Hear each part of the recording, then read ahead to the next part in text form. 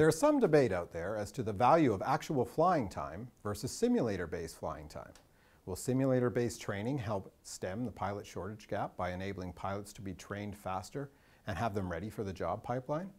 We asked our esteemed panel of experts this question during Wings Magazine's first industry roundtable July 5th at the CBAA conference in Calgary. You can read the entire story in the September-October issue of Wings Magazine. There's nothing like flying along and seeing a big thunderstorm right in front of you. You have to decide then and there what to do. Or have your engine quit or something.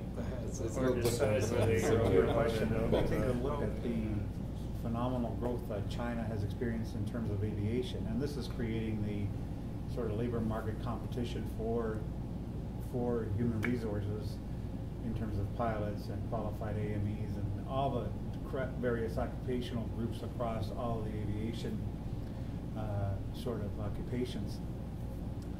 In China, as an example, I mean, the reason why they were all coming over is you have a situation there where you have a 21-year-old who is obviously good in math and physics and chemistry and has probably an mechanical engineering degree and is now doing, goes from ab initio zero training to, King Air 350, the Diamond aircraft, King Air 350, Airbus A321 simulator, and he's your captain on Beijing to Guangzhou, after 6 months in that simulator. And so even the Civil Aviation Administration of China, CAAC, has had to put the brakes on that kind of managing growth issue because they saw, to your question, the possibility of some catastrophes happening here and there because they don't have the gut feel of seeing a cloud or, look at the U.S. Airways A320 when they got struck by a Canada geese.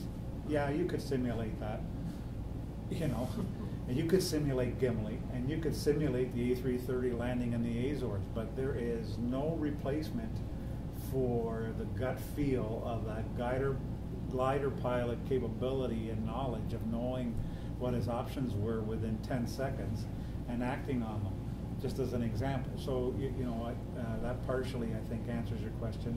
But this is not a domestic labor market problem now. It is an international one. You look at people, British Airways has a retirement plan, 60 years old, you're off the 777. What does the guy do? He's not playing golf in Scotland. He's now flying for Emirates. He's now flying for Qatar. He's now flying for Cathay. He's now flying for Air China as a foreign national because they'll fly him for another 5 years and he's doing well. And actually, I don't mind all that gray hair BC at the front end of the cockpit. So I think we're competing for tradespeople. We're not only competing for these people to come into aviation. The trucking industry is competing for these same people. The maritime industry is competing for these same people. Drywallers, you name it. This generation is not predisposed to being tradesmen. Everybody wants to be on the cool, working on the front end. And so that's great technology, but you still need to suck them into your industry. There's a lot of parts to it, though. That first couple of hours, how they get it, I'm personally simulator flying. I don't really care. They need to get out and get the license, get out there. It's how you build that experience. And to quote an old boss of mine, there's no shortcut to experience. You just have to get out there and get it. There's programs out there that are people talk, cadet programs, Lufthansa or Canada's done a little bit of that. I have a military background. I was on some pretty neat airplanes with very low amount of time, pretty Cadillac training system, of course. I'm not adverse to those young people having those kinds of jobs. But I was had someone from my group at a meeting having some of these discussions, and the airline HR person was quite offended when I said I wouldn't take anyone on a Challenger or a Global unless they had 4,000 or 5,000 hours. And he was quite proud how they were taking 200-hour people on their Dash 8s or whatever, and I just wished them well. Good for you. I'm glad those sorts of things out there.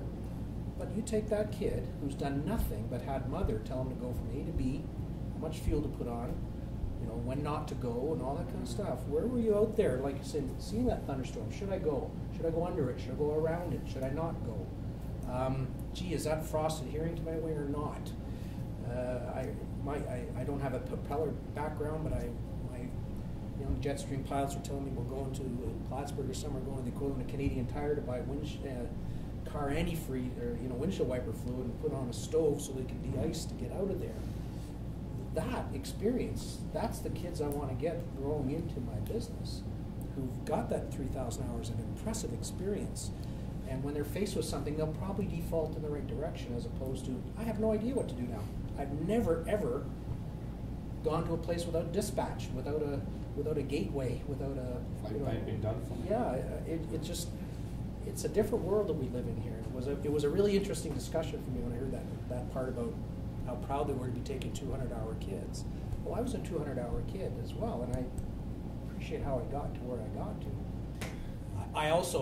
I mean, when you got opportunities there, it's hard for me to bring in that 22,000-hour guy over the guy's got 8 and has worked his way up as well. Yep. So it depends if you start from scratch, there's obviously some opportunities there. And I agree with you wholeheartedly, though, about if I got strong captains, I'm quite happy to put relatively junior co-pilots with them, and absolutely no problem there at all. But there's no magic wand for any of this either. That's for darn sure. It's an environment. You got to. Corporate is different from the airline. I really believe that, and you want guys who still want to talk with their hands as opposed to what hotel are we going to kind of